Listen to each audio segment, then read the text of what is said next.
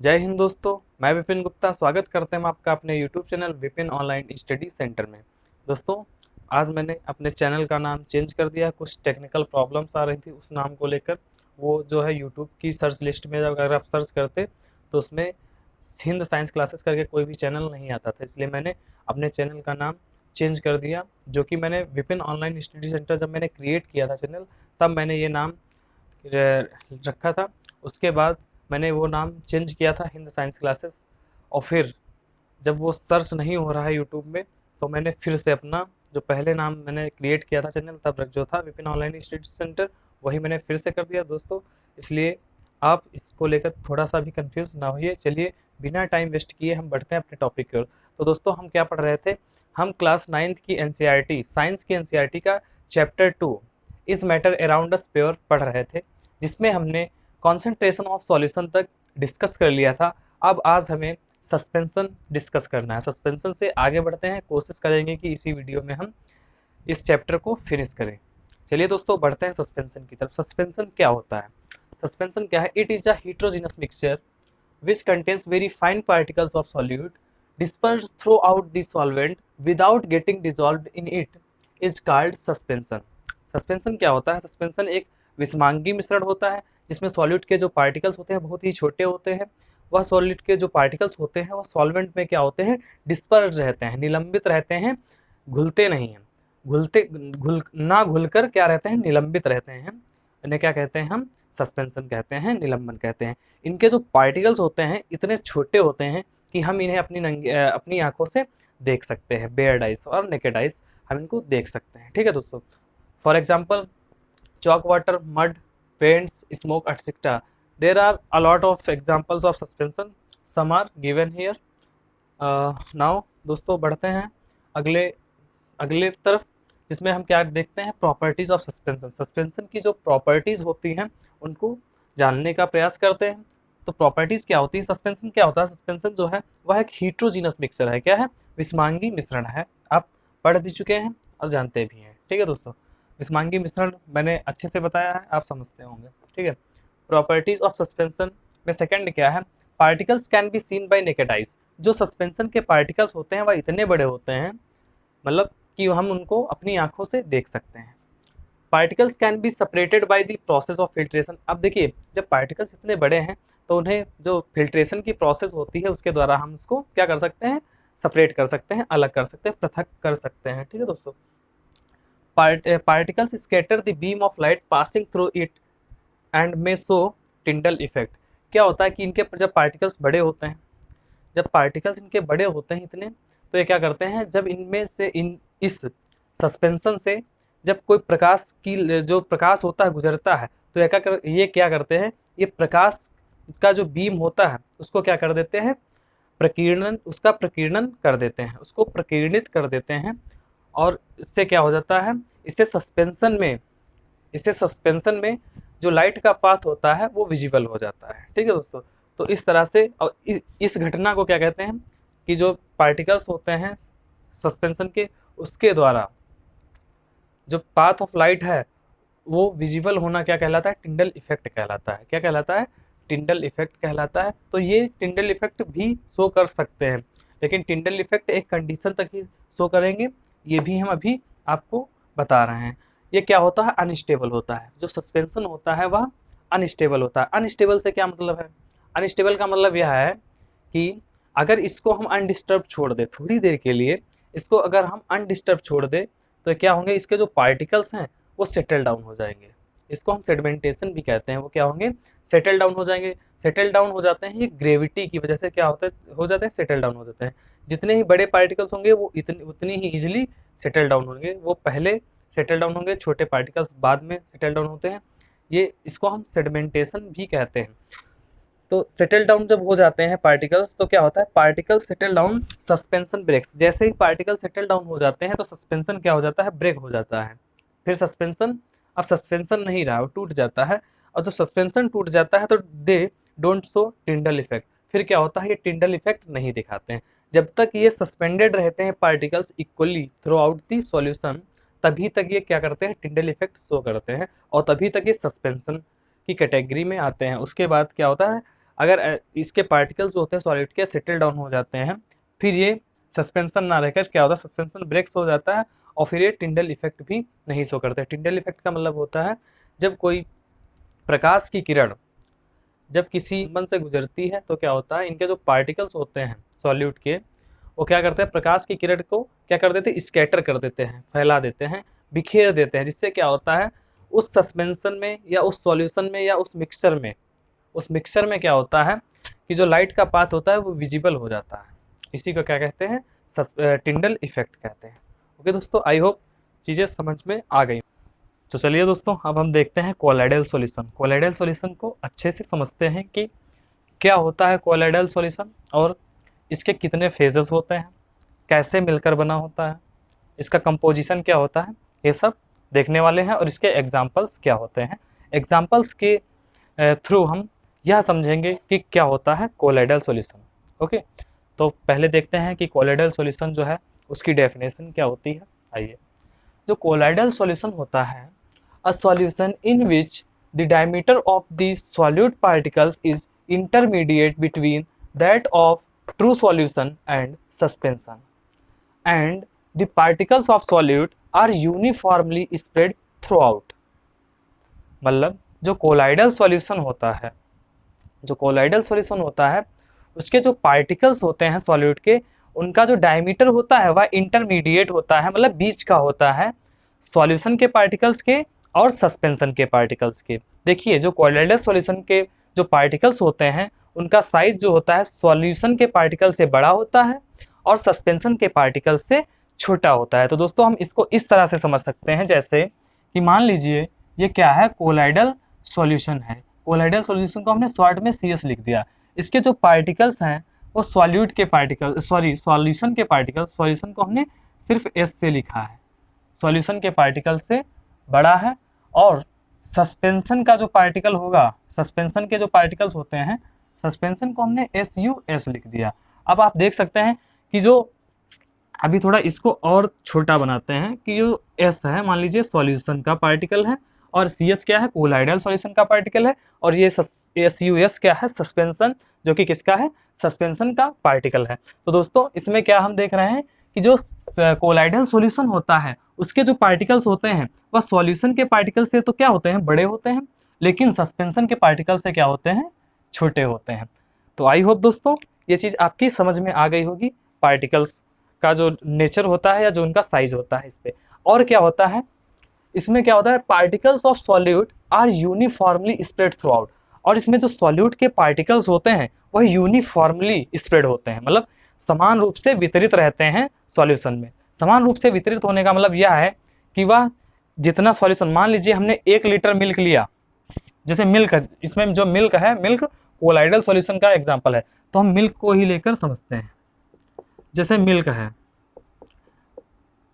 जो मिल्क है 1 litre, 1 litre जो है मिल्क है।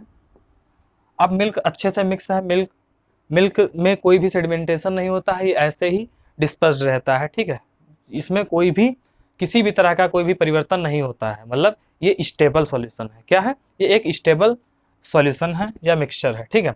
तो इसमें क्या है, 1 लीटर मिल्क है। अब 1 लीटर मिल्क को हम 50-50 ml मिल्क में डिवाइड कर दे, 50-50 ml मिल्क में डिवाइड कर दे, तो कई तरह से डिवाइड हो जाएगा कई पार्ट्स में।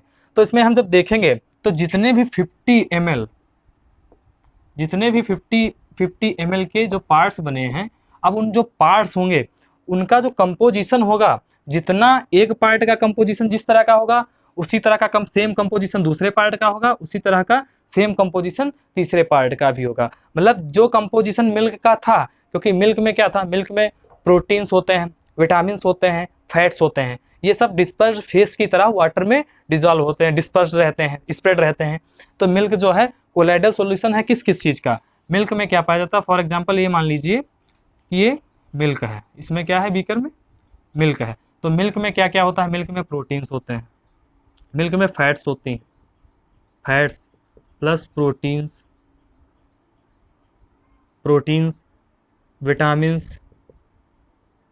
विटामिन्स बहुत सारे इसमें क्या होते हैं, सॉल्यूट जो है डिजॉल्व रहते हैं, मतलब डिस्पर्स रहते हैं, डिजॉल्व नहीं होते हैं, डिस्पर्स रहते हैं, ठीक है।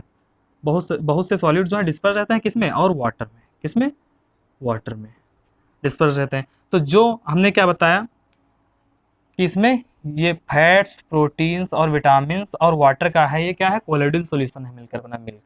तो मिल्क में जितना, अब हमने इसको पार्ट्स में डिवाइड कर दिया था, तो जितना फैट, प्रोटीन, विटामिन और वाटर जितना 50 ml में होगा इसमें, उतना ही इस 50 ml में होगा, उतना ही इस 50 ml में होगा, और जितना भी हम इसको डिवाइड करेंगे उसमें समान रूप से होगा। क्योंकि हमने पढ़ा है कि जो कोलोइडल सॉल्यूशन में सॉल्यूट के पार्टिकल्स होते हैं वह यूनिफॉर्मली स्प्रेड होते हैं। क्या होते हैं, वह यूनिफॉर्मली स्प्रेड होते हैं, मतलब समान रूप से स्प्रेड होते हैं। ये नहीं कि कहीं पर ज़्यादा हो, कहीं पर कम हो, है ना। ये चीज़ आई होप कि ये चीज़ आपकी समझ में आ गई होगी। चलिए अब देखते हैं कि फेजेस जो होते हैं कोलाइडल सॉल्यूशन की वह क्या क्या होते हैं। देखिए कोलाइडल सॉल्यूशन में 2 फेजेस होते हैं, डिस्पर्स्ड फेज होता है और एक डिस्पर्जन मीडियम होता है। ठीक है, एक डिस्पर्स्ड फेज होता है, एक डिस्पर्जन मीडियम होता है। तो डिस्पर्स्ड फेज क्या होता है, डिस्पर्स्ड फेज क्या होता है, the component of colloidal solution which is present in small amount, मतलब कोलाइडल सॉल्यूशन में वह कंपोनेंट जो स्मॉल अमाउंट में प्रेजेंट होता है, जिसकी मात्रा कम होती है, ठीक है, वह क्या होता है, डिस्पर्स्ड फेज होता है। डिस्पर्जन मीडियम क्या होता है, the component of colloidal solution in which is present in excess and is acts as a medium in which particles of solute are dispersed। मतलब जो डिस्पर्जन मीडियम होता है वह कंपोनेंट जो होता है, वह कंपोनेंट कोलाइडल सॉल्यूशन का जो अधिक मात्रा में उपस्थित होता है, तथा जिसमें जो डिस्पर्स्ड फेस होता है वह क्या होता है, वह डिस्पर्स्ड फेस के लिए डिस्पर्जन का मीडियम करता है, जिसमें क्या होता है, जो डिस्पर्स्ड फेस होता है वह क्या होता है, स्प्रेड होता है। ठीक है, उसे क्या कहते हैं हम, डिस्पर्जन मीडियम कहते हैं। ये चीज़ अब आपकी समझ में और अच्छे से आ जाएगी। अभी हमने मिल्क का एग्जांपल लिया, तो मिल्क में फैट, प्रोटीन्स, विटामिन्स और वाटर का एक मिल्क क्या है, कोलाइडल सॉल्यूशन है। इसमें क्या होता है, फैट्स, प्रोटीन्स और विटामिन्स के जो पार्टिकल्स होते हैं वह इतने छोटे होते हैं कि हम उनको अपनी आंखों से नहीं देख सकते हैं, लेकिन माइक्रोस्कोप की हेल्प से देख सकते हैं। तो इसमें जब क्या होता है जो फैट्स, प्रोटीन्स और विटामिन्स हैं ये लेस अमाउंट में है, किसमें है, लेस अमाउंट में है, लेस अमाउंट में प्रेजेंट है। तो जो लेस अमाउंट में जो होता है, जो भी कंपोनेंट लेस अमाउंट में होता है वह क्या होता है, डिस्पर्स्ड फेज होता है। और वाटर जो है एक्सेस अमाउंट में है, एक्सेस अमाउंट, एक्सेस अमाउंट का मतलब होता है लार्ज अमाउंट में, एक्सेस अमाउंट में है। तो वाटर जो होगा क्या होगा, वाटर डिस्पर्जन मीडियम होगा। इस कोलाइडल सॉल्यूशन में जो वाटर है वह डिस्पर्जन मीडियम होगा, वह डिस्पर्जन मीडियम है। और जो लेस अमाउंट में जैसे फैट्स, प्रोटीन्स, विटामिन्स हैं ये क्या है, डिस्पर्स्ड फेस है, डिस्पर्स्ड फेस। आई होप दोस्तों अब आपकी समझ में आ गया होगा। चलिए बढ़ते हैं अपने अगले टॉपिक की ओर। चलिए दोस्तों बढ़ते हैं हम अपने अगले टॉपिक की ओर, जिसमें हम properties of colloidal solution discuss करेंगे। तो क्या होती हैं कोलाइडल सॉल्यूशन की प्रॉपर्टीज, जानते हैं। सबसे पहले क्या है, कोलाइडल सॉल्यूशन जो होता है वह हीट्रोजीनस मिक्सचर होता है। क्या होता है, वह हीट्रोजीनस मिक्सचर होता है। Particles can not be seen bye naked eyes. जो कोलाइडल सॉल्यूशन के पार्टिकल्स होते हैं हम उन्हें अपनी आंखों से नहीं देख सकते। इनका जो डायमीटर होता है 10⁻⁹ टू 10⁻⁷ मीटर के बीच में होता है। ठीक है, components can not be separated by ordinary filtration. इनके कंपोनेंट्स जो होते हैं उनको सिंपल, साधारण जो छानन की विधि होती है इसके द्वारा हम पृथक नहीं कर सकते हैं, क्योंकि इनके पार्टिकल्स जो होते हैं वह इतने छोटे होते हैं कि वो जो फिल्टर पेपर होता है उसके पोर्स होते हैं उससे क्या हो जाते हैं, निकल सकते हैं। इतने छोटे होते हैं उसमें निकल जाएंगे आराम से। ठीक है, इसलिए इनको सेपरेट नहीं किया जा सकता है फिल्ट्रेशन के द्वारा। ठीक है, पार्शियली स्टेबल होते हैं। दोस्तों जो कोलाइडल सॉल्यूशन होते हैं वो पार्शियली स्टेबल होते हैं। पार्शियली स्टेबल का मतलब क्या है, हमने यहाँ पर वर्ड यूज किया पार्शियली स्टेबल। पार्शियली स्टेबल का मतलब क्या होता है, ये वैसे तो स्टेबल होते हैं, अगर ऐसे ही काफ़ी समय के लिए छोड़ दिए जाएं अनडिस्टर्ब तो इनमें कोई भी चेंज नहीं होता है। इनके जो सॉल्यूट के पार्टिकल्स होते हैं वह डिस्पर्स रहते हैं through out the mixture. Mixture में पूरी तरह से डिस्पर्स फैले रहते हैं, मिले हुए रहते हैं। लेकिन क्या होता है, अगर इनको बहुत ही लंबे समय के लिए छोड़ दिया जाए, अधिक समय के लिए छोड़ दिया जाए, मैं वर्ड यूज कर रहा हूँ अधिक, दोस्तों ध्यान देना, अगर इनको अधिक समय के लिए छोड़ दिया जाए तो क्या होता है, इनके जो पार्टिकल्स होते हैं स्लोली स्लोली सेटल डाउन होना स्टार्ट कर देते हैं। इसलिए क्या है, अगर इसलिए क्या है, पार्शियली स्टेबल है, मतलब स्टेबल भी है और अगर बहुत अधिक समय के लिए छोड़ दिया जाए तो अनस्टेबल भी है ना, इसलिए हमने वर्ड यूज किया है पार्शियली स्टेबल। आई होप दोस्तों समझ गए होंगे। पार्टिकल्स ऑफ ब्राउनियन मूवमेंट, इनके जो पार्टिकल्स होते हैं, वो ब्राउनियन मोशन शो करते हैं। ब्राउनियन मोशन एक मोमेंट होता है जिसमें क्या होता है, जो पार्टिकल्स होते हैं सॉलिड के, वो जिग जैग पाथ फॉलो करते हैं, रैंडमली मूव करते हैं और एक जिग जैग पाथ में मूव करते हैं। जिग जैग पाथ का मतलब होता है अचानक टेढ़ा मेढ़ा रास्ता, उसको फॉर एग्जांपल मैंने जिग जैग पाथ का जो स्ट्रक्चर है वो मैंने यहाँ पर ड्रॉ किया हुआ है। जिग जैग पाथ का क्या मतलब, पार्टिकल्स पहले इधर मूव हुए, फिर इधर से टर्न ले लेते हैं एकदम अचानक, फिर इधर से एकदम अचानक इधर आ गए, फिर ऐसे ऐसे, फिर एक मतलब एकदम रैंडम क्या होता है, रैंडम मूवमेंट होता है इन ऑल डायरेक्शंस, है ना। जिग जैग, देखिए ये जो है ब्राउनियन मूवमेंट क्या है, यह पार्टिकल्स का जिग जैग रैंडम मोशन है ऑल डायरेक्शंस में, सभी डायरेक्शंस में random zigzag path follow कर कर जो मूवमेंट होता है पार्टिकल्स का, उसको क्या कहते हैं, ब्राउनियन मूवमेंट या ब्राउनियन मोशन कहते हैं। या ब्राउनियन मूवमेंट और ब्राउनियन मोशन क्यों कहा गया, क्योंकि ये जो पाथ है इसकी जो डिस्कवरी या खोज की थी वह रॉबर्ट ब्राउन ने की थी, उनके नाम पर इसे हम ब्राउनियन मोमेंट कहते हैं। आई होप दोस्तों अब आप समझ गए होंगे। ठीक है दोस्तों, अब फिर क्या है, कोलाइड के जो पार्टिकल्स होते हैं, कोलाइडल सॉल्यूशन वो टिंडल इफेक्ट, जो कोलाइडल सॉल्यूशन होते हैं वह टिंडल इफेक्ट प्रदर्शित करते हैं। अब टिंडल इफेक्ट क्या होता है, टिंडल इफेक्ट क्या होता है, the phenomena of scattering of light by colloidal particles as a result of which path of light becomes visible is called the Tyndall effect. Tyndall effect क्या है, यह एक घटना है। टिंडल इफेक्ट क्या है, यह घटना है जिसमें जो लाइट का जो बीम होता है वो कोलाइडल पार्टिकल्स के द्वारा, कोलाइड के जो पार्टिकल्स होते हैं उनके द्वारा क्या होता है, बिखेर दिया जाता है, स्कैटर कर दिया जाता है, जिससे क्या होता है, जो लाइट का पाथ होता है, वह विजिबल हो जाता है, दृष्टिगोचर हो जाता है। इसे ही क्या कहते हैं, हम टिंडल इफेक्ट कहते हैं। ओके दोस्तों, तो आई होप दोस्तों ये चीज़ समझ में आ गई होगी। अब बढ़ते हैं अपने, चलिए दोस्तों अब हम इस वीडियो में देखेंगे कि वो क्या वेज हैं जिनसे हम एक इम्प्योर सॉलिड सैंपल से प्योर सॉलिड प्राप्त कर सकते हैं। ठीक है, how can we obtain a pure solid from an impure solid sample. Okay, तो इसमें हम देखेंगे कि वो क्या मेथड्स हैं, वो क्या टेक्निक्स हैं जिसके द्वारा हम इम्प्योर सॉलिड सैंपल से प्योर सॉलिड प्राप्त कर सकते हैं। तो इसके लिए एक मेथड है या टेक्निक है क्रिस्टलाइजेशन। हम इम्प्योर सॉलिड सैंपल का क्रिस्टलाइजेशन करके हम प्योर सॉलिड प्राप्त कर सकते हैं। तो दोस्तों अब हम जानेंगे कि क्या होता है क्रिस्टलाइजेशन की जो प्रोसेस है उसमें क्या करना होता है। तो क्रिस्टलाइजेशन में क्या होता है, the impure solid is dissolved in a suitable solvent to get its nearly saturated solution at a temperature higher than the room temperature. क्या होता है, इसमें एक जो इम्प्योर सॉलिड होता है उसको डिजॉल्व किया जाता है, क्या होता है, एक जो इम्प्योर सॉलिड होता है उसको सुइटेबल सॉल्वेंट में डिजॉल्व किया जाता है, इतना डिजॉल्व किया जाता है कि एक सैचुरेटेड सॉल्यूशन उसका मिल जाए। फिर क्या होता है, सैचुरेटेड सॉल्यूशन को हीट किया जाता है, किससे, रूम टेम्परेचर से अधिक टेम्परेचर पर इसको क्या किया जाता है, हीट किया जाता है। हीट करने के बाद क्या होता है, हीट करने के बाद जब यह जो सैंपल है इसको कूल किया जाता है, इस सॉल्यूशन को या इस मिक्सचर को या सैचुरेटेड सॉल्यूशन को जब कूल किया जाता है तो कूल करने पर जो प्योर सॉलिड होता है उसके जो क्रिस्टल्स होते हैं वह क्या हो जाते हैं, वो सॉलिडिफाई हो जाते हैं या उनका क्रिस्टलाइजेशन हो जाता है, क्रिस्टल की फॉर्म में आ जाते हैं और उसके बाद जितनी भी इम्प्योरिटीज़ होती हैं वो बच जाती हैं। इसी प्रोसेस को दोस्तों हम क्रिस्टलाइजेशन कहते हैं। इसमें क्या होता है, इसमें जो प्योर सॉलिड होता है क्रिस्टल्स की फॉर्म में आ जाता है, क्रिस्टल की फॉर्म में चेंज हो जाता है, जो इम्प्योरिटीज़ होती हैं वह लिक्विड फॉर्म में ही बच जाती हैं। ठीक है, अब ये जो है, और जो इम्प्योरिटीज़ होती हैं उनको हम मदर लिक्विड कहते हैं, मतलब जो रेसिड्यू बचता है उसको हम मदर लिक्विड कहते हैं क्योंकि ये इम्प्योरिटीज़ होती हैं। ठीक, और जो इम्प्योरिटीज़ बचती हैं उसी को हम मदर लिक्विड बोलते हैं। ठीक है, देखिए जिस प्रकार से ये एक impure saturated solution of impure salt, ये एक इम्प्योर साल्ट का सैचुरेटेड सॉल्यूशन है।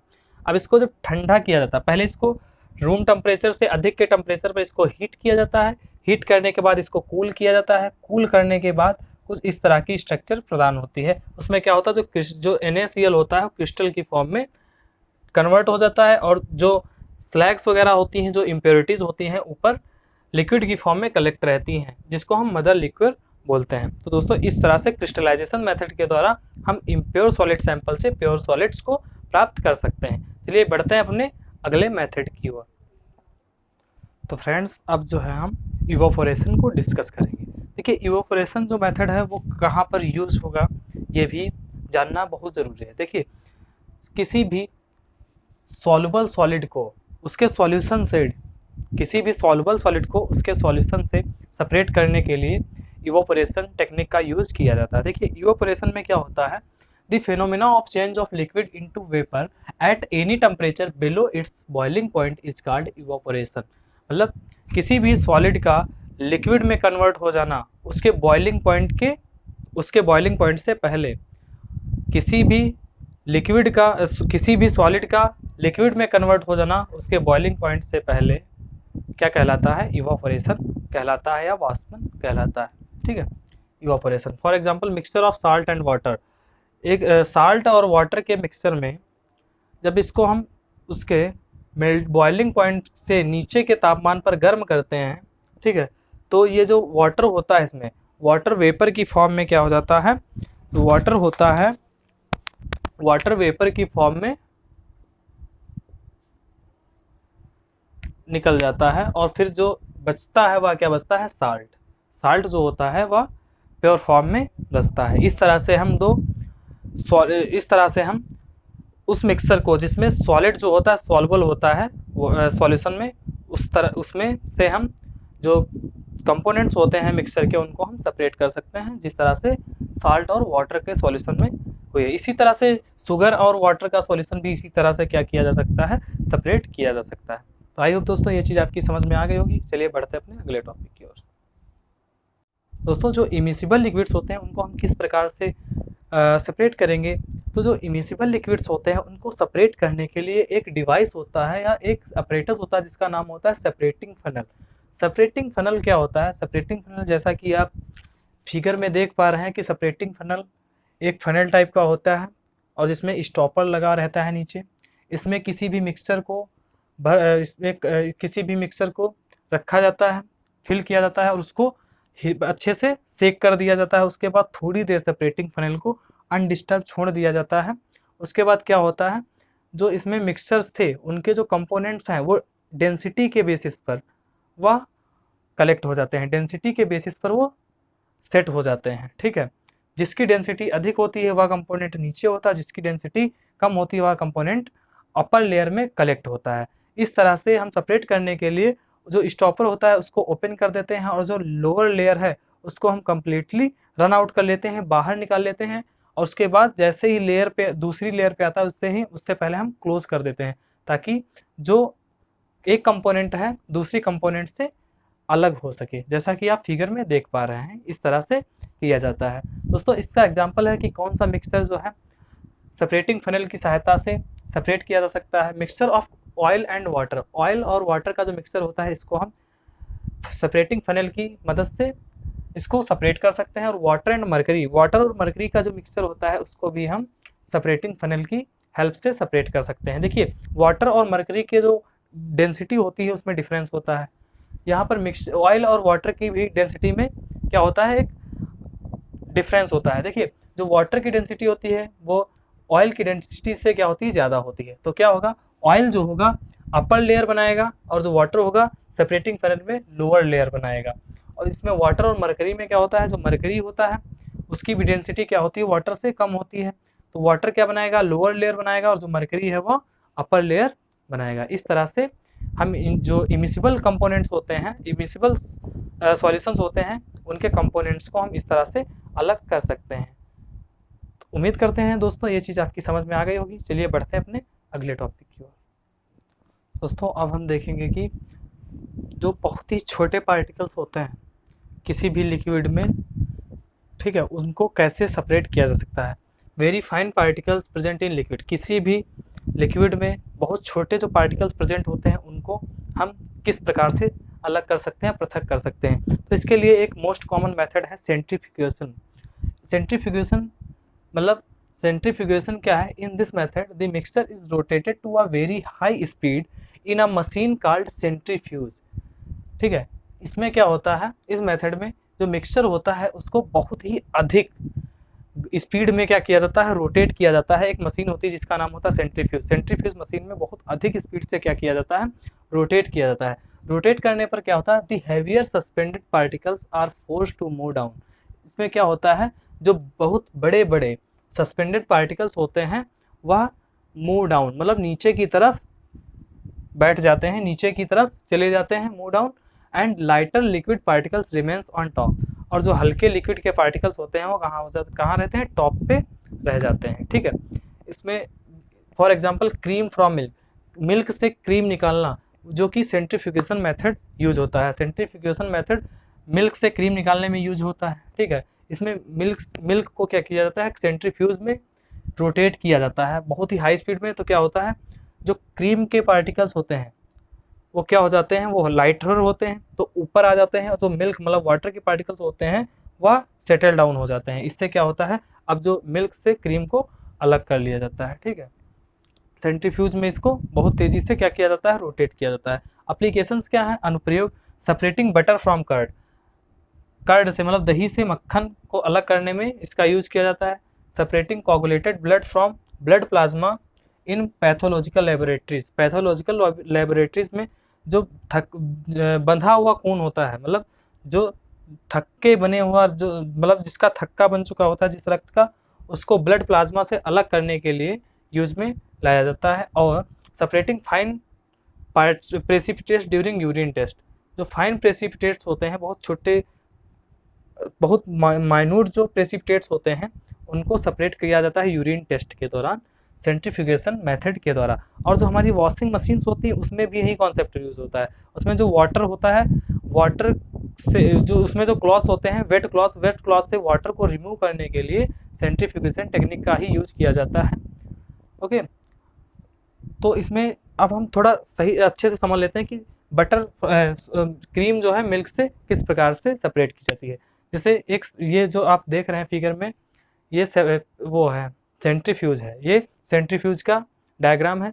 इसमें क्या होता है, सेंट्रीफ्यूज मशीन जो होती है उसमें मिल्क डाला जाता है, मिल्क लिया जाता है, मिल्क को बहुत हाई स्पीड पे रोटेट किया जाता है। बहुत अधिक स्पीड पर रोटेट करने पर क्या होता है, जो हैवियर पार्टिकल्स होते हैं वो नीचे बैठ जाते हैं और जो लाइटर पार्टिकल्स होते हैं वो ऊपर आ जाते हैं। इसमें जो मिल्क में जो क्रीम है, क्रीम के जो पार्टिकल्स होते हैं लाइटर होते हैं, इसलिए कहाँ वो ऊपर आ जाते हैं।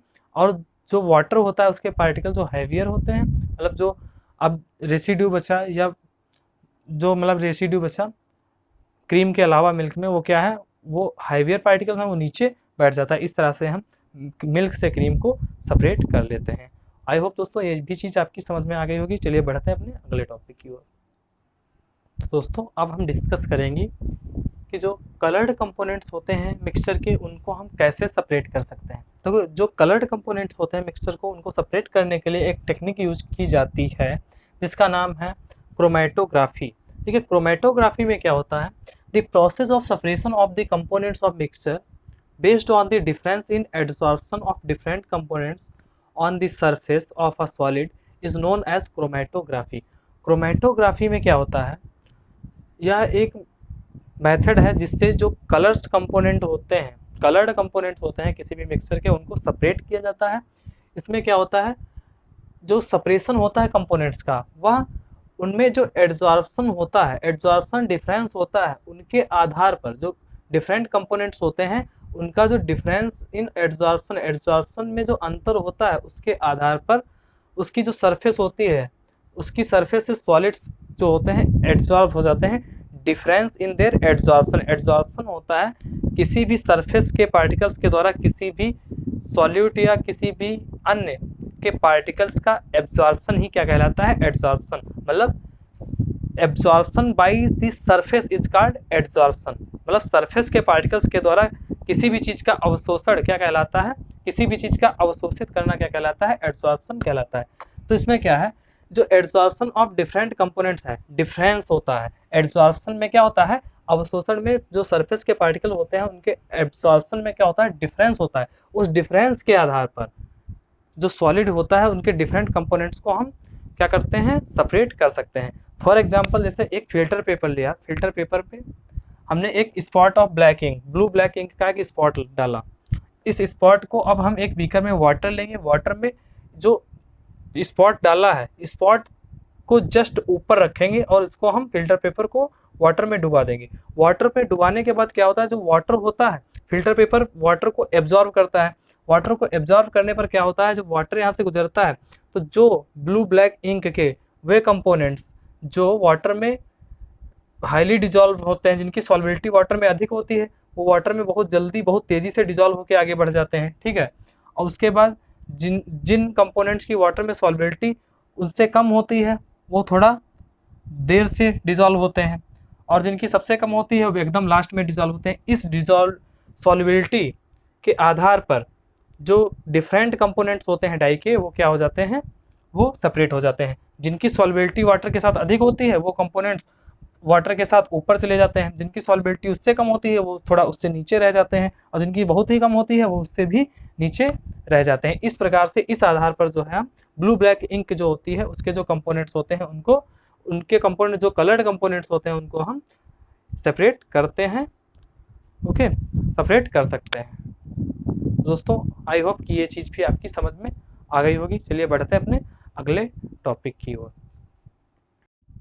दोस्तों अब हम देखेंगे कि जो प्योर सॉल्वेंट होता है उसको सॉल्युबल साल्ट्स के सॉल्यूशन से कैसे सेपरेट किया जा सकता है, कैसे उसको पृथक किया जा सकता है। इसके जो मेथड्स और टेक्निक्स हैं उनको हम अब देखेंगे। इसका एक मोस्ट कॉमन मेथड है सिंपल डिस्टिलेशन। सिंपल डिस्टिलेशन में दोस्तों क्या होता है, इसमें एक इसका अपरेटस जो होता है इस तरह से सेट होता है। इसमें जो होता है एक राउंड बॉटम्ड फ्लैश डिस्टिलेशन फ्लैश होता है। फ्लैश में हम मिक्सचर को लेते हैं और उसमें उसकी जो पाइप्स होती है वो एक लिबिक्स कंडेंसर से अटैच रहती है, जो कि एक रिसीवर में ओपन होता है। ठीक है, और उसमें क्या होती है आउटर पाइप्स होती हैं कंडेंसर की, उसमें जो वाटर है कोल्ड वाटर फ्लो करता है। अब इसमें होता क्या है, अब इस सॉल्यूशन को हमने उस डिस्टिलेशन फ्लैक्स में लिया, उसके बाद इसको हीट किया।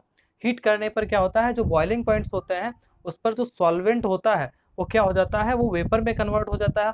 वेपर में कन्वर्ट होने के बाद वह जब कंडेंसर में जाता है तो वहाँ पर कंडेंस होकर वो लिक्विड में कन्वर्ट होकर रिसीवर में कलेक्ट कर लिया जाता है, और जो सॉलिड होता है वह सॉलिड जो होता है वह अब राउंड फ्लैक्स में बसता है। तो दोस्तों इस तरह से हम जो प्योर सॉल्वेंट्स होते हैं उनको जो सॉल्युबल साल्ट्स के सॉल्यूशन हैं, मतलब जो सॉल्यूशन में सॉल्युबल साल्ट्स होते हैं उनसे हम सेपरेट कर सकते हैं इस टेक्निक के द्वारा। तो दोस्तों इसको देखते हैं कि क्या होती है। सिंपल डिस्टिलेशन क्या है, द कन्वर्जन ऑफ डिस्टिलेशन को देखते हैं। The conversion of liquid into vapours by heating and followed by condensation of vapors by cooling to obtain the pure liquid is called distillation। देखिए इसमें क्या किया जाता है, सबसे पहले जो मिक्सचर होता है उसको क्या किया जाता है, हीट किया जाता है। हीट करने पर वो वेपर में कन्वर्ट हो जाता है, और वेपर में कन्वर्ट होने के बाद उसको फिर से कूल किया जाता है ताकि वो लिक्विड में कन्वर्ट हो जाता है। ये जो मेथड है, ये जो टेक्निक है इसमें यूज की जाती है। इस प्रिंसिपल पे हम जो लिक्विड प्योर सॉल्वेंट होते हैं उनको जो साल्ट के सॉल्युबल साल्ट के जो सॉल्यूशंस होते हैं उनसे हम अलग कर सकते हैं और अलग करते भी हैं। दोस्तों आई होप ये चीज़ आपकी समझ में आ गई होगी। चलिए बढ़ते हैं अपने अगले टॉपिक की ओर। For example mixture of salt and water. Salt और वाटर का जो मिक्सचर होता है, साल्ट और वाटर का जो मिक्सचर होता है उसको हम सिंपल डिस्टिलेशन मेथड के द्वारा सेपरेट कर सकते हैं। उसी तरह से शुगर एंड साल्ट का जो सॉल्यूशन होता है उसको भी कर सकते हैं। इसके एप्लीकेशंस क्या होते हैं, जो सिंपल डिस्टिलेशन है उसके प्रयोग क्या है, अनुप्रयोग क्या है। इसको हम यूज करते हैं separation of mixture of propane जिसका बॉइलिंग पॉइंट 56.5 डिग्री सेल्सियस होता है, एंड वाटर जिसका बॉइलिंग पॉइंट 100 डिग्री सेल्सियस होता है। देखिए इसमें हम प्रोपेन और वाटर का जो मिक्सचर होता है उससे हम प्रोपेन को अलग कर लेते हैं, सेपरेट कर सकते हैं। इसको प्रोपेन और वाटर के सॉल्यूशन से या मिक्सचर से हम प्रोपेन को सेपरेट करने के लिए इसका यूज करते हैं। Separation of mixture of propane and ethanol. Propane और इथेनॉल के मिक्सचर को सेपरेट करने के लिए भी हम सिंपल डिस्टिलेशन मेथड का यूज करते हैं। आई होप दोस्तों ये चीज़ आपकी समझ में आ गई होगी। चलिए बढ़ते हैं अपने अगले टॉपिक की ओर जिसमें हम फ्रैक्शनल डिस्टिलेशन डिस्कस करेंगे। दोस्तों अब हम देखेंगे कि जो मिसिबल लिक्विड्स होते हैं उनको सेपरेट किस प्रकार से किया जाता है। जो मिसिबल लिक्विड्स होते हैं उनको हम फ्रैक्शनल डिस्टिलेशन के द्वारा सेपरेट कर सकते हैं, क्योंकि फ्रैक्शनल डिस्टिलेशन मेथड द्वारा सेपरेट कर सकते हैं। इसमें क्या होता है, it is a method use to separate the components of two miscible liquids whose boiling points differ by at least 15 degree Celsius. इनमें ये बिल्कुल डिस्टिलेशन की तरह सेम है, लेकिन इसमें डिफरेंस सिर्फ इतना है कि इसमें जो बॉइलिंग पॉइंट्स है, जो बॉइलिंग पॉइंट्स में डिफरेंस है, तो जो बॉइलिंग पॉइंट्स में अंतर है वह एटलीस्ट 15 डिग्री सेल्सियस होना चाहिए। जैसे सॉल्यूट और सॉल्वेंट के बीच के जो बॉइलिंग पॉइंट्स का डिफरेंस है वो 15 डिग्री सेल्सियस या उससे कम होता है। उन्हीं मिक्सचर्स में हम फ्रैक्शनल डिस्टिलेशन का यूज करते हैं। ठीक है, उसी मिक्सचर्स को हम फ्रैक्शनल डिस्टिलेशन के द्वारा सेपरेट कर सकते हैं। दोस्तों इसमें क्या, for example mixture of benzene and toluene, benzene और टॉलुइन के मिक्सचर को हम फ्रैक्शनल डिस्टिलेशन के द्वारा पृथक कर सकते हैं। एप्लीकेशंस क्या है, इसके अनुप्रयोग क्या है, सेपरेशन ऑफ क्रूड पेट्रोलियम। देखिए जो फ्रैक्शनल डिस्टिलेशन है उसका हम यूज़ करते हैं क्रूड पेट्रोलियम को सेपरेट करने, जो क्रूड पेट्रोलियम होता है उसके जो कंपोनेंट्स होते हैं उनको सेपरेट करने के लिए।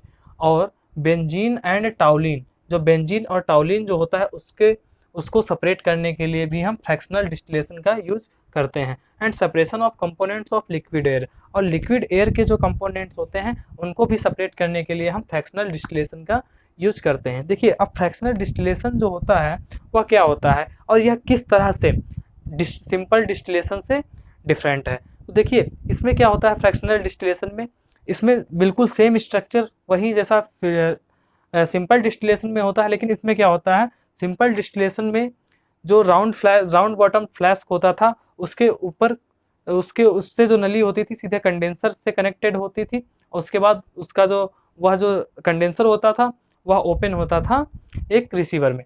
लेकिन इसमें क्या होता है, जो राउंड बॉटम फ्लास्क होता है वह जो है ओपन होता है एक फ्रैक्शनल कॉलम में। ठीक है, वह फ्रैक्शनल कॉलम में ओपन होता है और फिर वहाँ से लिबिक्स कंडेंसर अटैच्ड होता है और फिर वह ओपन होता है एक रिसीवर में। इस तरह से क्या होता है, जैसे मान लीजिए कि जब कोई भी मिक्सर इस तरह से सेपरेट किया जाता है तो सबसे पहले उस मिक्सर को हीट किया जाता है। हीट करने पर जो लो बॉइलिंग पॉइंट्स के मिक्सचर्स होते हैं, हीट करने पर जो लो बॉइलिंग पॉइंट्स के मिक्सचर्स होते हैं, लो बॉइलिंग पॉइंट्स के जो मिक्सचर्स होते हैं, जो लो बॉइलिंग पॉइंट्स का कंपोनेंट होता है, वह कंपोनेंट जिसका बॉइलिंग पॉइंट लो होता है वह क्या होता है, वेपर में फर्स्ट जल्दी कन्वर्ट हो जाता है। ठीक है, पहले कन्वर्ट हो जाता है। कन्वर्ट होने के बाद क्या होता है, वह जाता है फ्रैक्शनल कॉलम में। फ्रैक्शनल कॉलम में क्या होता है, फ्रैक्शनल कॉलम जो वेपर होती है उसको कंडेंस होने के लिए सरफेस प्रदान करती है। जो फ्रैक्शनल कॉलम होता है उसमें ग्लास की जो पीसेस होते हैं उसमें ग्लास बॉल्स होती हैं जो कि सरफेस प्रदान करती हैं वेपर को कंडेंस होने के लिए, सरफेस प्रदान करती हैं ताकि जो वेपर है वह लिक्विड में कन्वर्ट हो जाए, और फिर वह वेपर जो है कंडेंसर से होकर कंडेंसर में जाती है, कंडेंसर में और कंडेंस हो जाता है लिक्विड, और उसके बाद उसको हम सेपरेट कर लेते हैं। फिर वह रिसीवर में आ जाता है, फिर क्या होता है, इससे वह धीरे धीरे सेपरेट होती रहती है। इसमें होता क्या है, इसमें उनके जो बॉइलिंग पॉइंट्स होते हैं, जो बॉइलिंग पॉइंट्स होते हैं उनके आधार पर जो मिक्सचर्स होते हैं, जो कंपोनेंट्स होते हैं, वो अपने बॉइलिंग पॉइंट्स के बेसिस पर क्या हो जाते हैं, सेपरेट हो जाते हैं। इसमें सबसे पहले जिसका लो बॉइलिंग पॉइंट होता है वो पहले सेपरेट हो जाता है, उसके बाद उससे ज़्यादा जिसका बॉइलिंग पॉइंट होता है वो उससे पहले सेपरेट हो जाता है, उसके बाद जिसका सबसे अधिक बॉइलिंग पॉइंट होता है वह सबसे बाद में सेपरेट होता है। तो दोस्तों ये कॉन्सेप्ट इसमें यूज होता है। ठीक है दोस्तों, तो उम्मीद करते हैं कि ये दोस्तों अब हम जो है जो इंसॉल्युबल सॉलिड्स होते हैं जो लिक्विड्स में डिसॉल्व रहते हैं उनको हम जो मेथड्स हैं, जिन विधियों के द्वारा हम सेपरेट कर सकते हैं उनको डिस्कस करने वाले हैं। दोस्तों इसमें सबसे पहले जनरली जो है किसी इंसॉल्युबल सॉलिड को लिक्विड से फिल्ट्रेशन, डिकेंटेशन और सेडिमेंटेशन 3 प्रोसेस इनके द्वारा हम इसको सेपरेट कर सकते हैं। देखिए इसमें होता क्या है, जैसे मान लीजिए डिकेंटेशन है, सेडिमेंटेशन है और फिल्ट्रेशन, इसको ज़रा हम एक डायग्राम के थ्रू समझते हैं। जैसे एक बीकर में हमने सैंड और वाटर का मिक्सचर लिया, ठीक है, जो कि सैंड क्या है, इंसॉल्युबल है वाटर में, ठीक है, इसका एक मिक्सचर लिया, उसके बाद हमने इसको थोड़ी देर के लिए अनडिस्टर्ब कर दिया, ठीक है, अनडिस्टर्ब छोड़ दिया। फिर क्या देखते हैं हम, थोड़ी देर के बाद जो सैंड के पार्टिकल्स होते हैं वो उसका सेडिमेंटेशन होकर क्या हो जाते हैं, सेटल डाउन हो जाते हैं। ठीक है। और ऊपर जो होता है एक वाटर, इसके से जो ये सेडिमेंट सैंड के ऊपर जो होता है, सैंड के ऊपर की जो लेयर होती है वो वाटर की होती है। मतलब अब सैंड और वाटर क्या हो गए, अलग अलग हो गए, ठीक है। जो ये सैंड सेटल डाउन हो गई इसको हम सेडिमेंट कहते हैं, और जो वाटर बचा है ऊपर, जो ऊपर बचा है उसको हम सुपरनेटेंट वाटर कहते हैं, ठीक है। अब इसको क्या करते हैं दोस्तों, हम एक अगले दूसरे बीकर में क्या कर लेते हैं, या दूसरी वेजल में इसको हम पोर कर लेते हैं, गिरा लेते हैं या अलग कर लेते हैं, और वो भी बहुत ही सावधानी से हम करते हैं। इसमें क्या करते हैं, इतनी सावधानी बरतनी होती है कि जो सेडिमेंट है डिस्टर्ब ना होने पाए, ठीक है, ताकि अब जो सेडिमेंट है ये हिले डुले ना, डिस्टर्ब ना हो, ये मिक्स ना होने पाए वाटर के साथ, और जो सुपरनेटेंट वाटर होता है वो हम एक दूसरी वेजल में कलेक्ट कर लेते हैं, ठीक है दोस्तों। अब उम्मीद करते हैं ये चीज़ आपकी समझ में आ गई होगी। तो अब डिकेंटेशन और सेडिमेंटेशन समझना हमारे लिए बहुत आसान हो गया है। देखिए डिकेंटेशन क्या होता है, the method of gradually pouring of liquid from one container into another without disturbing the sediment is called decantation. जो मैंने अभी जस्ट बताया है वही क्या है कि एक कंटेनर से दूसरे कंटेनर में जो लिक्विड है, सुपरनेटेंट वाटर है, उसको कलेक्ट करना बिना सेडिमेंट को डिस्टर्ब किए हुए, यही क्या कहलाता है, डिकेंटेशन कहलाता है। अब आते हैं दोस्तों सेडिमेंटेशन पे। सेडिमेंटेशन क्या होता है, the settling down of the particle of insoluble solid is called sedimentation. मतलब जो इंसॉल्युबल सॉलिड हैं इनके पार्टिकल्स का सेटल डाउन होना ही क्या कहलाता है, सेडिमेंटेशन कहलाता है। आई होप दोस्तों अब आप लोग समझ गए होंगे। फिल्ट्रेशन देखते हैं कि फिल्ट्रेशन क्या होता है, the method of separating insoluble solid particles of solid from a liquid by passing it through a filter paper is called filtration। इसमें क्या होता है, फिल्ट्रेशन में जो इंसॉल्युबल सॉलिड पार्टिकल्स होते हैं और जो वाटर का मिक्सचर होता है उसको एक फिल्टर पेपर से क्या किया जाता है, पास कराया जाता है, ठीक है। फिल्टर पेपर से पास कराया जाता है। फिल्टर पेपर पास कराने से जो सॉल्यूट के पार्टिकल्स होते हैं, सॉलिड के जो इंसॉल्युबल सॉलिड के जो पार्टिकल्स होते हैं वह फिल्टर पेपर पर ही रुक जाते हैं या उस पर ही अटक जाते हैं, वो फिल्टर पेपर को क्रॉस नहीं कर पाते हैं। फिल्टर पेपर को क्रॉस कौन कर पाता है, वाटर। वाटर जो है फिल्टर पेपर को क्रॉस कर जाता है और उसके जो सॉल्यूट के पार्टिकल, सॉलिड इंसॉल्युबल सॉलिड के पार्टिकल्स होते हैं वह ऊपर फिल्टर पेपर पर कलेक्ट हो जाते हैं। इस तरह से हम एक इंसॉल्युबल सॉलिड को वाटर से या जो भी सॉल्वेंट होता है उससे हम अलग कर लेते हैं फिल्ट्रेशन के द्वारा, ठीक है दोस्तों। उम्मीद करते हैं कि ये चीज़ भी आपकी समझ में आ गई होगी। चलिए बढ़त नाउ फ्रेंड्स, अब हम सब्लिमेशन को डिस्कस करेंगे। सब्लिमेशन क्या होता है, सब्लिमेशन एक टेक्निक है जिसके द्वारा जो सब्लिमेबल सॉल्यूट होता है किसी भी मिक्सचर में उसको हम सेपरेट कर सकते हैं। देखिए सेपरेशन के लिए कई सारी टेक्निक्स यूज़ में लाई जाती हैं, लेकिन जब कोई सॉलिड, जैसे सॉलिड और सॉलिड का मिक्सचर है, यदि उसमें कोई भी सब्लिमेबल कंपाउंड या सब्लिमेबल कंपोनेंट प्रेजेंट है तो उसको हम सब्लिमेशन के द्वारा सेपरेट कर सकते हैं। देखिए सब्लिमेशन क्या होता है, सब्लिमेशन एक प्रोसेस है जिसमें जो सॉल्यूट के पार्टिकल्स होते हैं, सॉलिड के पार्टिकल मतलब सॉलिड के पार्टिकल्स, इसमें सॉल्यूट जो होता है सॉलिड फॉर्म में होता है, तो सॉलिड जो है जब डायरेक्टली सॉलिड से गैस में कन्वर्ट हो जाता है ना, और गैस में कन्वर्ट होने के बाद वो फिर से सॉलिड में कन्वर्ट हो जाता है, यही जो प्रोसेस होती है इसको हम सब्लिमेशन कहते हैं। सब्लिमेशन क्या होता है, it is a process in which a solid substance is directly converted into its vapour and allowing again it to solidify again. This process is known as sublimation। Okay, जैसा कि आप पीछे जो डायग्राम बना हुआ है उसमें देख रहे होंगे कि सब्लिमेशन की जो प्रोसेस है वो किस तरह से होती है। देखिए सब्लिमेशन की प्रोसेस के लिए सबसे इम्पॉर्टेंट क्या होता है, एक चाइना डिश होती है। चाइना डिश में जैसे मान लिया मिक्सचर ले लिया सैंड एंड आयोडीन का, इसमें मिक्सचर है, इस पे एक इन्वर्टेड फनल रख दी गई जिसमें कॉटन प्लग कर दिया गया, ठीक है, जिसमें कॉटन उसके जो उसका जो फनल का होल होता है उसमें कॉटन प्लग लगा दिया गया, ठीक है। फिर क्या होता है, अब इसको एक ट्राइपॉड पे रख दिया गया और नीचे बर्नर लगा दिया गया और इसको क्या किया गया, जला दिया गया, मतलब हीट अब इसको सप्लाई की जाने लगी। जब ये मिक्सचर हीट किया जाएगा तो जब हीट करने पर जो आयोडीन है वह एक टेम्परेचर पर वेपर की फॉर्म में कन्वर्ट होने लगेगा। वेपर की फॉर्म में कन्वर्ट होने पर, ठीक है, वेपर की फॉर्म में कन्वर्ट हो जाने पर ये जो है वेपर में कन्वर्ट होने के बाद फिर से कंडेंस होकर सॉलिड में कन्वर्ट होने लगता है डायरेक्टली, विदाउट लिक्विड स्टेज में कन्वर्ट हुए बिना ही ये डायरेक्ट सॉलिड में फिर से कन्वर्ट हो जाता है। और फनल की जो साइड्स होती हैं उन पर क्या हो जाता है, लग जाता है, जो फनल की जो साइड्स होती हैं उन पर कलेक्ट हो जाता है, ठीक है, सॉलिड की फॉर्म में।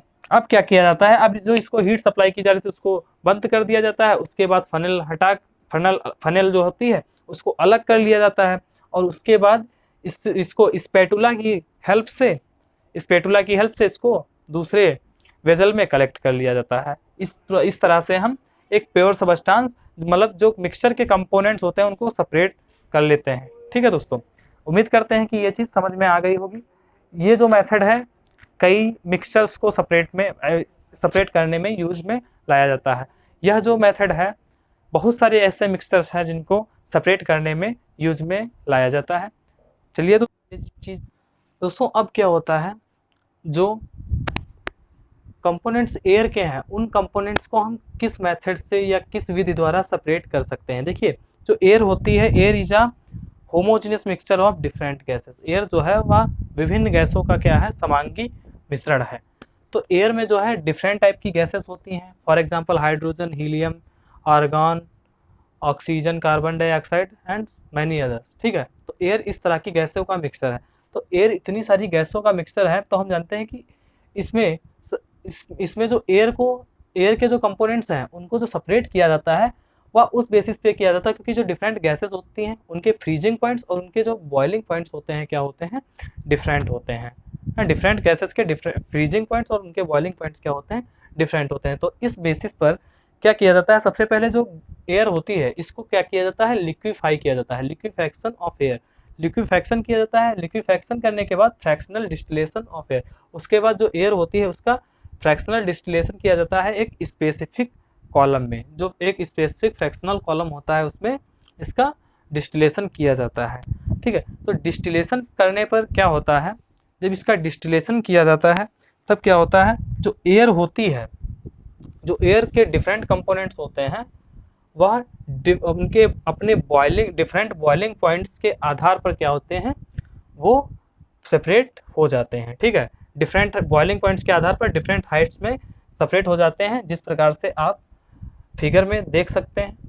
अब इसका फ्लो चार्ट क्या होता है, फ्लो डायग्राम, इसका फ्लो डायग्राम भी आप स्क्रीन पर देख रहे हैं, जिसमें क्या होता है, जो एयर होती है, एयर को क्या किया जाता है, कंप्रेस्ड किया जाता है and cooled by increasing pressure. Air को कंप्रेस किया जाता है और कूल किया जाता है उसका जो प्रेशर है उसको इंक्रीज करके, and decreasing temperature to slightly below 0 degree Celsius, और उसके टेम्परेचर को 0 डिग्री सेल्सियस के नीचे करके उसको क्या किया जाता है, कूल किया जाता है। फिर क्या, जब ऐसा किया जाता है तब क्या होता है, water separates as ice at below 0 degree Celsius. तब क्या होता है, जो वाटर होता है, जो उन गैसेस में जो वाटर होता है, लिक्विड एयर में जो वाटर होता है वह आइस की फॉर्म में सेपरेट हो जाता है। 0 डिग्री सेल्सियस पर, 0 डिग्री सेल्सियस के नीचे जो वाटर होता है वह आइस की फॉर्म में सेपरेट हो जाता है। उसके बाद क्या होता है, अब जो है कॉम्प्रेस्ड एंड कूल्ड, उसके बाद जो अब बचा हुआ मिक्सचर है उसको कॉम्प्रेस किया जाता है और कूल किया जाता है to -78.50 degree Celsius. -78.50 degree Celsius पर जब कूल किया जाता है और कंप्रेस किया जाता है तब क्या होता है, carbon dioxide separates as solid dry ice at 78.50 degree Celsius, -78.50 degree Celsius. मतलब तब क्या होता है, कार्बन डाइऑक्साइड की जो है वो भी सेपरेट हो जाती है ड्राई आइस की फॉर्म में। ठीक है, उसके बाद जो कंपोनेंट्स बचते हैं उसको कॉम्प्रेस एंड कूल किया जाता है टू -200 डिग्री सेल्सियस। फिर उसके जो कंपोनेंट्स बचे होते हैं उसको कंप्रेस किया जाता है और कूल किया जाता है -200 डिग्री सेल्सियस पर। कूल करने पर oxygen, nitrogen and argon get liquefied. तब ऑक्सीजन, नाइट्रोजन और आर्गन लिक्विफाई हो जाती है। ठीक है, उसके बाद अब क्या होता है, noble gases except argon go out as gases are collected. Noble gases छोड़कर, आर्गन को छोड़कर सभी क्या होती हैं, बाहर चली जाती हैं। ठीक है, बाहर कलेक्ट कर ली जाती हैं।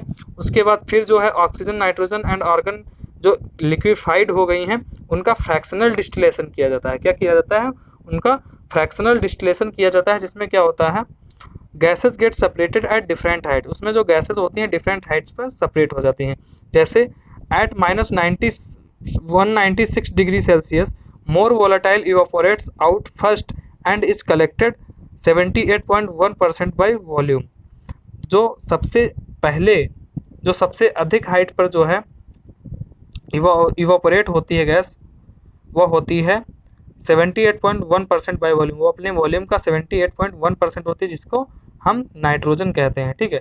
उसके बाद at -186 degree Celsius argon evaporates and is collected 0.9% by volume. -186 degree पर जो है आर्गन इवापोरेट हो जाती है और या 0.9% बाय वॉल्यूम में कलेक्ट होती है।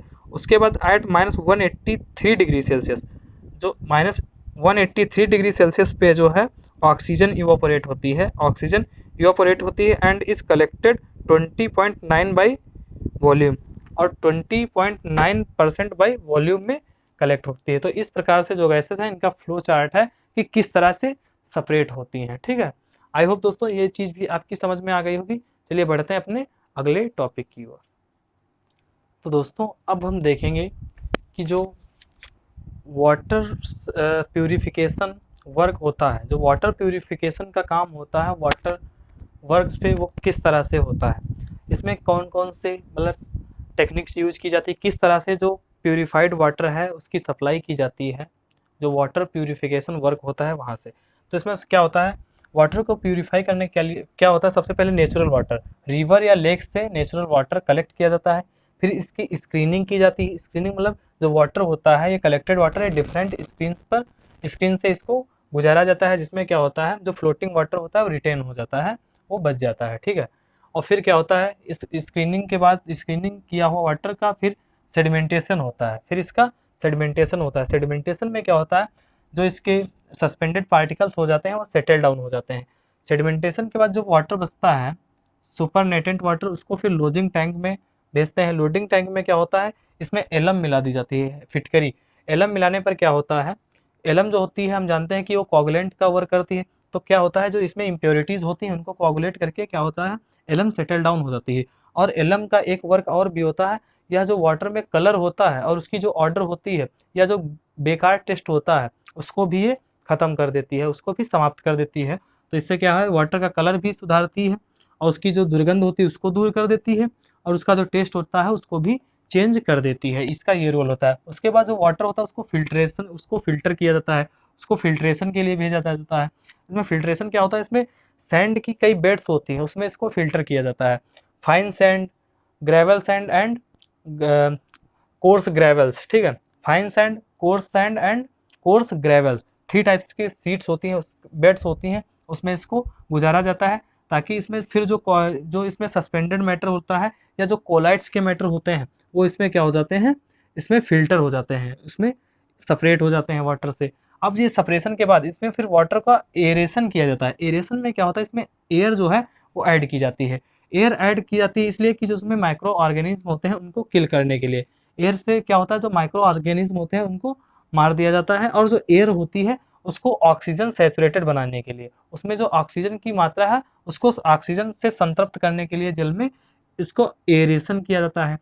एरेशन करने के बाद क्या होता है, अब जो उसमें माइक्रो ऑर्गेनिज्म या जो बैक्टीरिया बच गया है उसको मारने के लिए, ठीक है, जिससे क्या होती है, डिसीजेज होती हैं। डिसीज काजिंग बैक्टीरिया और माइक्रो ऑर्गेनिज्म को मारने के लिए हम उसमें क्लोरीन, एक डेफिनेट अमाउंट में क्लोरीन ऐड किया जाता है, ठीक है। डेफिनेट अमाउंट में क्लोरीन ऐड किया जाता है ताकि जो वाटर में मौजूद माइक्रो ऑर्गेनिज्म या डिसीज काजिंग बैक्टीरिया हैं उनको मारा जा सके। अब जब ये बैक्टीरिया माइक्रो ऑर्गेनिज्म भी मार दिए जाते हैं तब जो वाटर होता है अब वह पीने योग्य होता है। Now the water is able to drink. इस तरह से इतनी सारी प्रोसेस से जब वाटर को गुजारा जाता है तब वाटर जो है पीने के लायक हमें प्राप्त होता है। तो इसका जो फ्लो चार्ट है वाटर वर्क का, एक डायग्राम आप देख रहे होंगे स्क्रीन पर, water purification system in water work किस तरह का होता है, जो कि आप देख रहे हैं। सबसे पहले क्या होता है, इसमें सेटलिंग टैंक होता है। देखिए पंप लगी होती है, पंप में जो वाटर होता है नेचुरल सोर्सेज से लिया जाता है, मतलब वाटर जो है इनटेक किया जाता है, रिवर्स का होता है या लेक्स का होता है, ठीक है, वो सेटलिंग टैंक में आता है। सेटलिंग टैंक के बाद इसमें क्या होता है, सेटलिंग टैंक में इसका सेडिमेंटेशन हो जाता है। इसमें जो पार्टिकल्स होते हैं, जो सस्पेंडेड पार्टिकल्स होते हैं, वह ग्रेविटी के प्रभाव से सेटल डाउन हो जाते हैं, ठीक है। और उसके बाद क्या होता है, जो सुपरनेटेंट वाटर बचता है। सुपरनेटेंट वाटर मतलब नीट एंड क्लीन वाटर जो होता है, उसके बाद वह जो है भेजा जाता है, वह भेजा जाता है लोडिंग टैंक में। लोडिंग टैंक में क्या होता है, एलएम ऐड होती है। एलएम से क्या होता है, मैंने अभी बताया कि इसमें क्या होता है, जितनी भी इम्प्योरिटीज़ होती हैं एलएम कोगुलेट कर लेती है और क्या करती है, सेटल डाउन हो जाती है। ठीक है, उसके पार्टिकल्स क्या होते हैं, सेटल डाउन हो जाते हैं। और एलएम जो होती है वह पानी की दुर्गंध भी दूर करती है और उसमें जो उसका कलर होता है उसको भी ख़त्म कर देती है, उसको भी सही कर देती है। और एलएम जो होती है वह जो पानी का बेकार टेस्ट होता है, जो पानी का टेस्ट होता है उसको भी सुधार देती है। ठीक है, उसके बाद क्या किया जाता है, एलएम एडेड मतलब लोडिंग टैंक के बाद वाटर को फिल्ट्रेशन के लिए फिल्टर टैंक में भेजा जाता है, जिसमें सैंड फिल्टर टैंक होता है। उसमें सैंड की 3 लेयर्स होती हैं, बेड्स की, सैंड बेड्स की 3 लेयर्स होती हैं। उसमें जो क्या है, सबसे ऊपर फाइन सैंड, उसके बाद कोर्स सैंड, उसके बाद ग्रेवल सैंड। 3 बेड्स से वाटर को गुजारा जाता है। जब इससे वाटर को गुजारा जाता है तो क्या होता है, जो वाटर में जो कोलाइड्स के पार्टिकल्स होते हैं वो भी क्या हो जाते हैं, सेपरेट हो जाते हैं। ठीक है, उसके बाद जो है एयर को एरेशन टैंक में वाटर को एरेशन टैंक में भेजा जाता है। एरेशन टैंक में क्या होता है, इसमें क्लोरीन भी ऐड की जाती है। एरेशन टैंक में एयर ऐड की जाती है। एयर ऐड की जाती है इसलिए ताकि जो वाटर है उसमें ऑक्सीजन जो है, सैचुरेटेड ऑक्सीजन की मात्रा बढ़ सके, मतलब जो ऑक्सीजन है वो उसमें अधिक हो सके, जो वाटर है ऑक्सीजन रिच बनाया जा सके, ऑक्सीजन उसमें अधिक मात्रा में पाई जाए, इसलिए इसमें ऑक्सीजन या उसका एरेशन किया जाता है। एरेशन के बाद क्या होता है, जो वाटर होता है उसका क्लोरीनेशन किया जाता है। क्लोरीनेशन मतलब एरेशन टैंक में ही क्लोरीनेशन भी किया जाता है। इसमें क्लोरीन ऐड कर दी जाती है ताकि जो माइक्रो ऑर्गेनिज्म है, जो डिसीज काजिंग माइक्रो ऑर्गेनिज्म है, उनको मार दिया जाए। ठीक है, उसके बाद क्या होता है, जो वाटर होता है वह वाटर टैंक जो होता है, स्टोरेज टैंक, उसमें फिल किया जाता है। उसके बाद जो है वो होम्स जो घर होते हैं उनमें सप्लाई किया जाता है। इतनी सारी प्रोसेस होती है वाटर प्यूरिफिकेशन में, और मतलब जहाँ से वाटर प्यूरिफाई किया जाता है उसके बाद जो होम में डिलीवरी होती है, इस तरह से इतनी बड़ी प्रोसेस से होना पड़ता है। अब इसमें एक वर्ड आया है क्लोरीनेशन। जरा क्लोरीनेशन को डिस्कस कर लेते हैं। क्लोरीनेशन या स्टेरिलाइजेशन भी कहते हैं। क्लोरीनेशन और स्टेरिलाइजेशन, ठीक, स्टेरिलाइजेशन कहा जाता है। इसमें क्या होता है, द प्रोसेस ऑफ, यह क्या है, the process of killing the disease, of the killing the disease causing microorganisms from water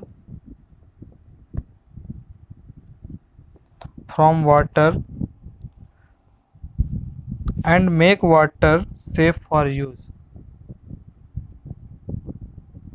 Make water safe for use is called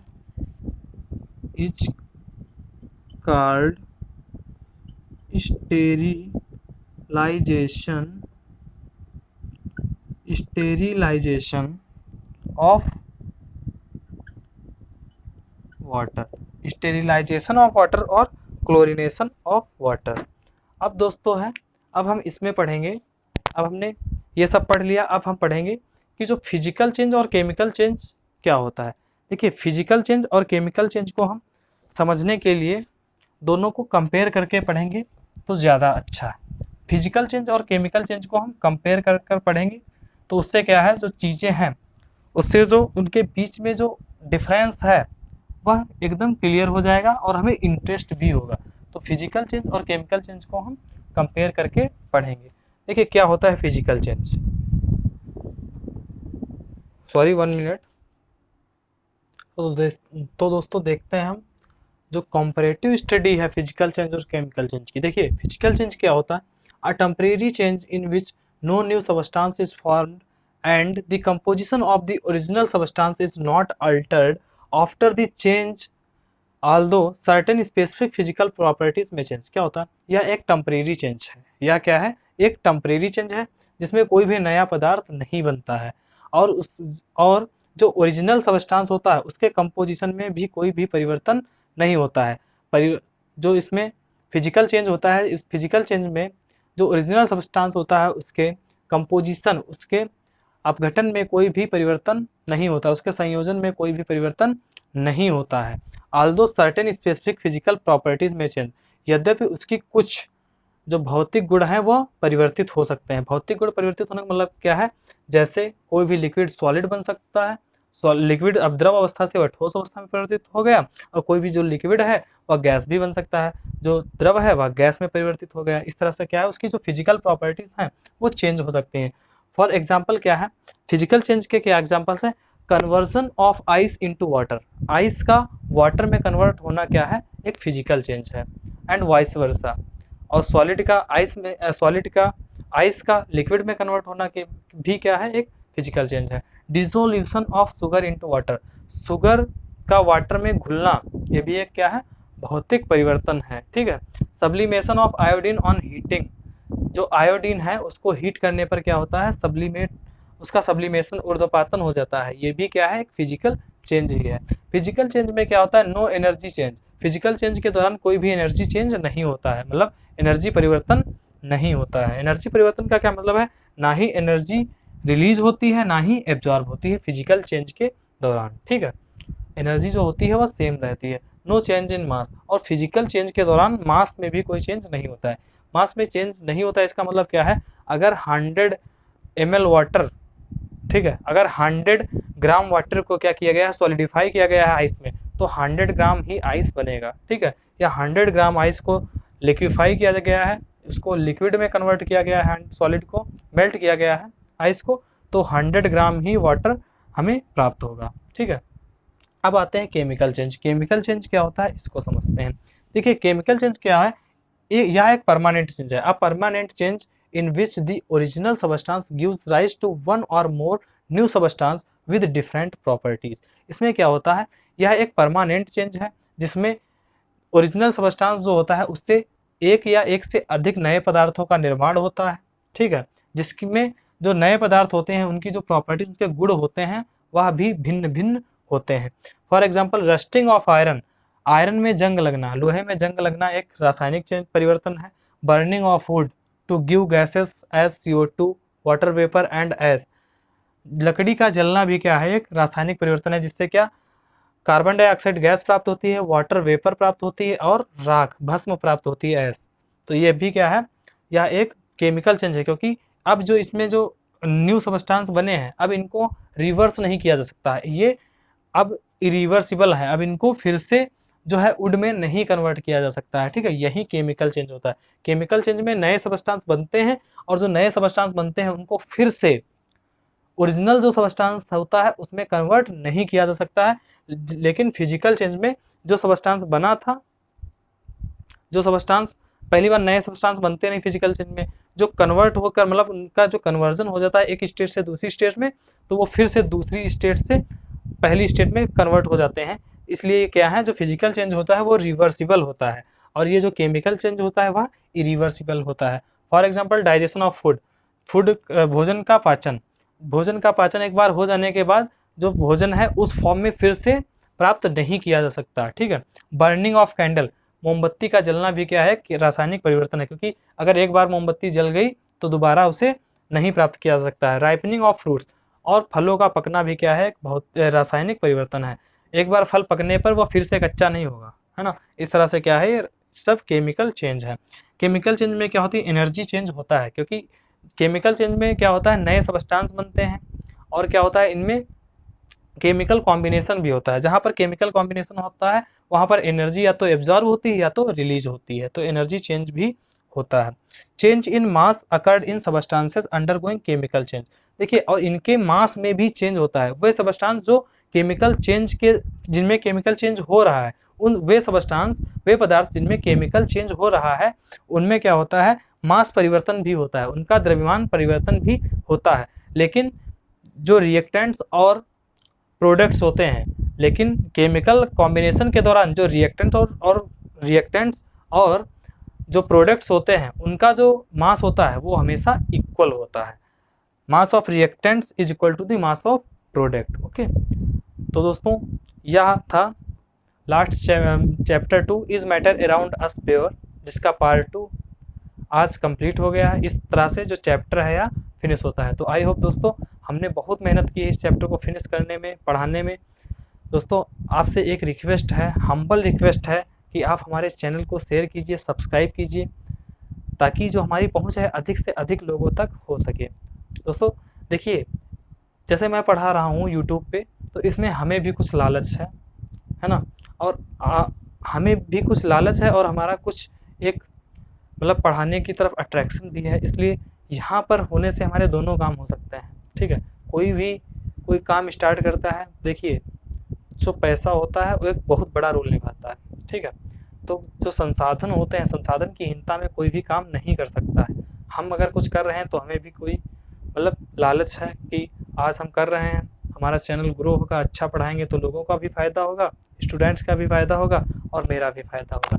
इस तरह इसलिए मैं ये सब काम कर रहा। तो इसलिए दोस्तों मेरे चैनल को अधिक से अधिक शेयर कीजिए, एकदम वायरल कर दीजिए, हमारे सब्सक्राइबर्स बढ़ें, ताकि जो है हमें भी कुछ फ़ायदा हो सके और आप लोगों को तो फ़ायदा होगा ही जब आप देखेंगे। आपसे एक रिक्वेस्ट है कि हमारे वीडियोज़ को पूरा देखा कीजिए। जब तक आप हमारे वीडियोज़ को पूरा नहीं देखेंगे तब तक आपकी समझ में नहीं आएगा। और एक चीज़ की मैं गारंटी लेता हूँ, अगर आप मेरे वीडियोज़ को पूरा देखेंगे तो आपका जो एक बेस है बहुत अच्छा तैयार हो जाएगा, जिसमें आप नोट्स बना के चलिए। ये नोट्स जो हैं किसी भी कॉम्पिटिटिव एग्ज़ाम में आपको बहुत फ़ायदा करने वाले हैं। ठीक है, तो इसलिए अच्छे से पढ़िए, मेहनत कीजिए और हम तो कर ही रहे हैं।